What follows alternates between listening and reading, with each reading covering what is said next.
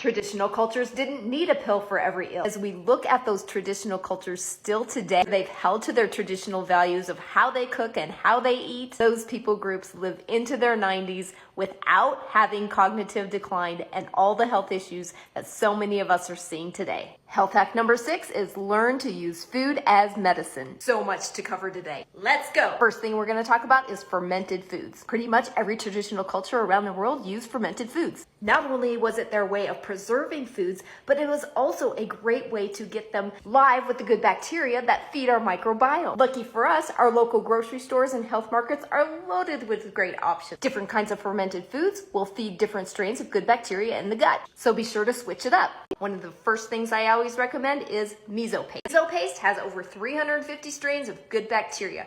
Compare that to an expensive probiotic that typically has 10 to 12 strains of good bacteria. You're going to diversify your gut microbiome way better using something like this than taking an expensive probiotic supplement. And if you continue to take only the supplement, you can actually throw your microbiome out of balance by overpopulating just those 10 to 12 strains. Fermented foods will be found only in the refrigerator section of your grocery store and no vinegar added or other funky ingredients. This one, for instance, has organic vegetables, sea salt, and that's it. Second thing is soups and stews. So nourishing and healing for the gut. My favorites, bone broth and khichdi. Khichdi is an Ayurvedic medicine healing staple food that has been around for thousands of years. I have both of those recipes for you pinned in my recipe folder, along with lots of other great recipes to inspire and empower you for your journey. Third thing is sprouting and sourdough. Traditional cultures soaked, sprouted, and sourdough'd their grains, nuts, and seeds. Those processes help to break down the phytates, the lectins, the oxalates, the things that are hard to digest in those foods. Again, lucky for us, we can find many of these products in our grocery stores. Fourth thing is focus on nutrient-dense food. Lentils, which have 90% of your RDA for folate. Wild-caught salmon,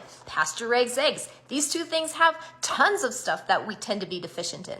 And of course, lots of vegetables, nuts, and seeds, which are loaded with magnesium and tons of other minerals. Fifth thing is simple Ayurvedic medicine concepts that have been around for more than 2,000 years. Ayurveda, the traditional medicine of India, has so much ancient wisdom. Simple tips like hydrate your body really, really well first thing in the morning.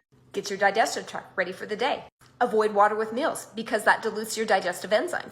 And watch my proper food combining videos.